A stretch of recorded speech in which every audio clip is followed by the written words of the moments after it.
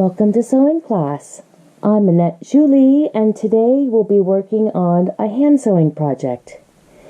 These are some of the tools that you're going to be needing: snippers and thread and a ruler, hand sewing needle, sewing wax if you have it, and a writing implement.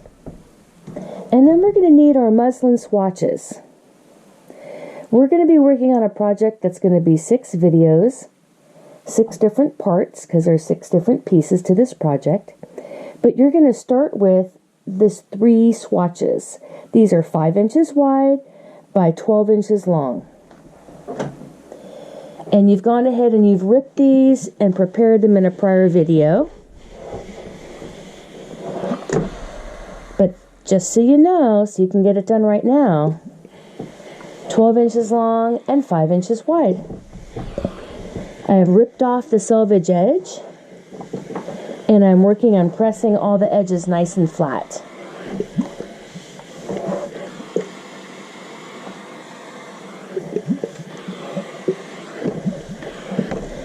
Some of the edges curl up after you rip the muslin. That looks good.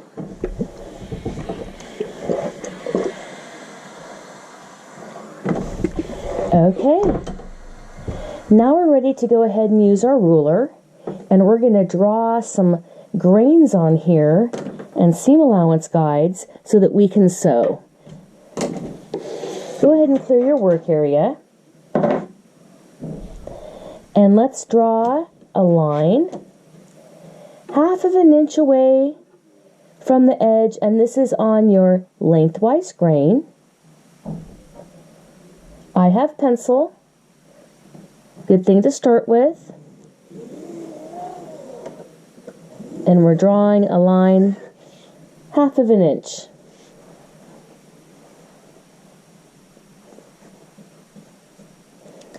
Now let's go ahead and take another swatch, and we're going to put it underneath, and we're going to line up those 2 edges. Go ahead and grab a couple of pins, and we're going to pin the edges together, and we're going to start working on a running and basting stitch in a moment. Going to pin here at the bottom. I'm going to go ahead and pin at the other edge. We're lining up the edges, lining up those little corners.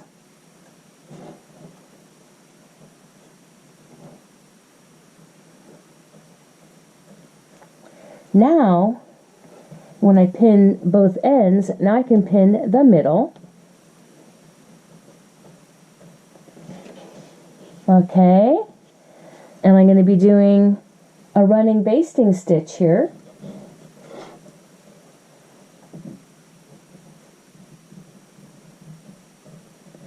Running, basting, stitch. Okay, so I can also prepare my muslin by drawing the little lines that I'm going to stitch upon. So, and you can do this before you pin or after. I'm going to do this right now, have this already pinned and prepared. At the bottom here you see that fringe. Don't start sewing next to that. Start up 1/8 or a full 1/4 inch to start that stitch. You can remove your pin and put it up a little bit farther if it's in the way as well. Pins aren't permanent. There we go. We'll get that out of the way. Just to start that first stitch. Here's the fringe. Don't use that. Go up at least 1/8 inch beyond the fringe, or a full 1/4. Draw a little line, perpendicular. Now you can go ahead and draw lines every 1/4 or 3/8 inch. Again, you can move your pin, and you can put it in once you have passed that area. I'm going a 1/4 inch. I've got some lines They're perpendicular with my stitch line.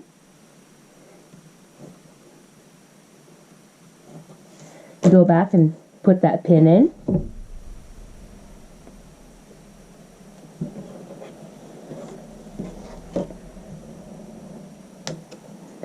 And when you're just learning how to sew, or if you want to sew something very precise, you go ahead and give yourself markings. And of course you could use something that is not permanent, but because this is a sample, it doesn't matter.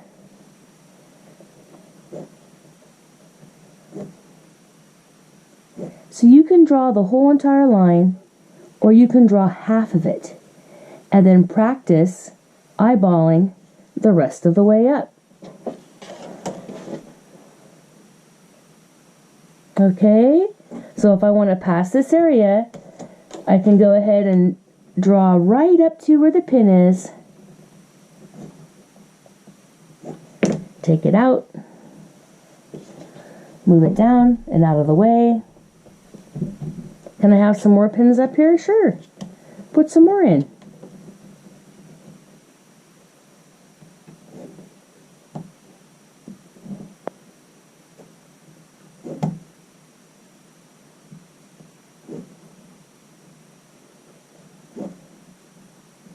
And like I said, I think we should practice not using the ruler for part of the way. So we've got that marked. Good. Now go ahead and grab your wax and grab your hand sewing needle that you want to use. And I always try to leave some thread in there if I have extra thread left, because then it's much easier for me to find my needles. I think I'm going to use that needle that's even larger. You can use a number 7 darners. The size 7. And I like my Gutermann thread. Go ahead and let's get some thread. Let's have it be like double the length of that. That should be sufficient. Trim it. Run your thread through that wax there. It binds the ends together. And it makes the needle much easier to thread.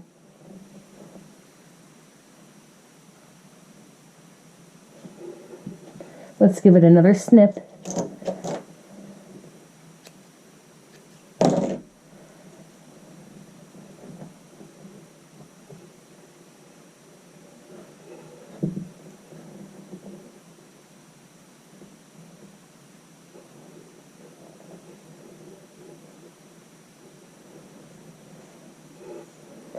So I'm pulling down one of my thread legs.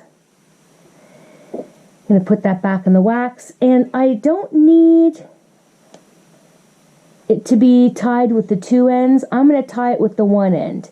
And there's many different ways of tying a knot. I like my students to practice tying a knot and then another knot right directly on top of it. And again, this is a special talent that if you acquire that, then you can tie those knots nice and close to the seam. So 3 knots right on top of each other, or a tailor's knot. Trim nice and close. And now we're ready to go ahead and wax our thread.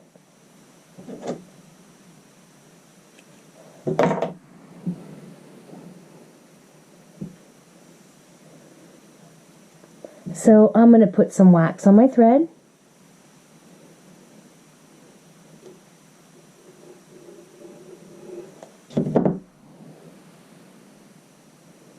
And this helps it to glide. And at any time when you feel like your thread is getting knots in it and it's not gliding, put some more wax on it. So I have one thread leg that is up and shorter, and the other one that is knotted. Now we're going to start down here at the bottom, and we're going to go in 1 side, coming out to the other side, but look, you can go right back in and come up with your needle on the next space. Remove that pin, pull that thread through, and have your second thread leg go up a little bit. Okay, you can keep it long, but as you're working your way up, this second thread leg gets shorter when you're using a single ply of thread. So now we're ready to take our next stitch. We're going to go in. We're going to come right back out. Pull your thread through. We're going to go in. We're going to come right back out, and we're right on those markings we made. It's really precise.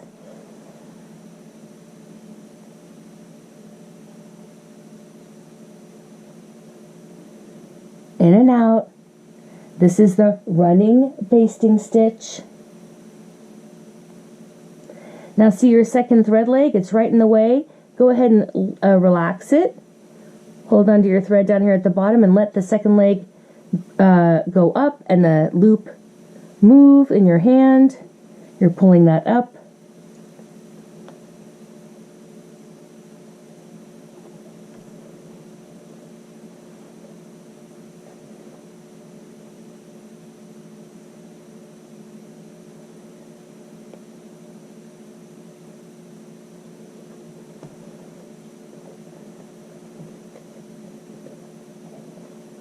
Let's look at the back. Pretty much looks like the front.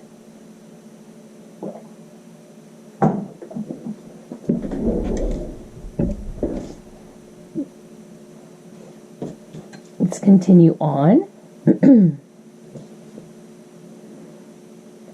Down, right on our markings, right back up a 1/4 inch away. And so you can do these single stitches for as long as you like. You can do this the whole length of your swatch. I'm just doing the single stitch at a time. Down, back up, pull it through. Down, back up, that's a 1/4 inch away, right on our markings. Pull it through, and then up comes my thread leg. But if you needed to save some time here, you could just go down. Here, let's remove the next pin, get that out of the way, and then come back up. And instead of pulling it through, look, go down again, and come back up. But wait, don't pull it through again. Go down again. Come back up. Wow, look how many stitches we have on our needle. Now you can pull it through. So that's a time-saving device with this stitch. And this being the running basting stitch, this could be used to gather curtains or a costume, a ruffle, what have you. So you can get as many stitches as you want on your needle that you feel comfortable with and pull them all through. And right now I've run out of my markings, but we're practicing our eyeballing anyway. There it goes. Over a 1/4, up and down a 1/4. And if you don't feel comfortable with this, go ahead and draw all your markings.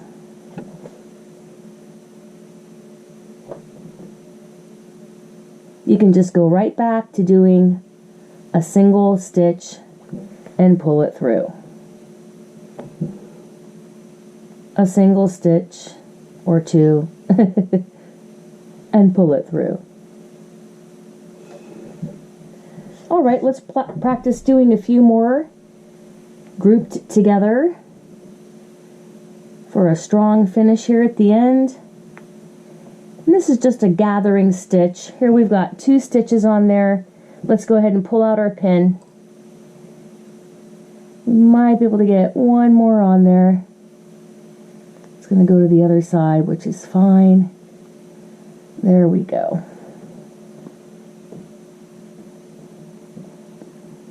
And we're on the other side. Looks exactly the same. We're going to go ahead and bring our other thread leg up.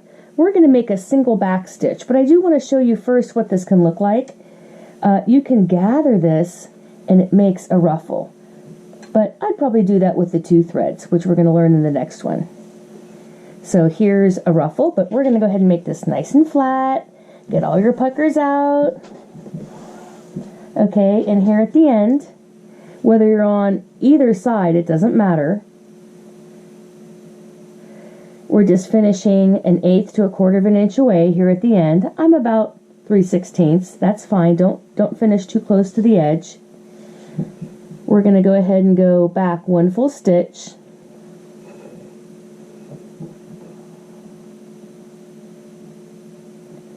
And loop it around. And we've made a full back stitch. And now we're going to practice again how to go ahead and tie a knot nice and close and single knots. And make that little lasso, and you can hold that knot in place with your finger or your fingernail. Making a little lasso, holding that knot right in place, pulling away, positioning the knot right where we want it.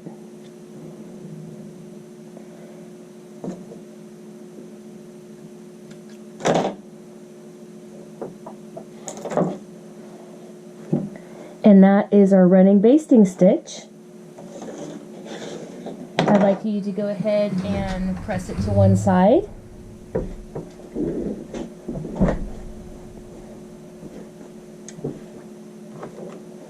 We'll press the seam.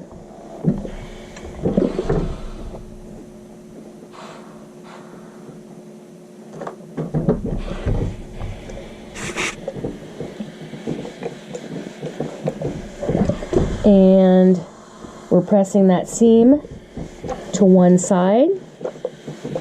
I don't want any pleats. This is the right side of the fabric.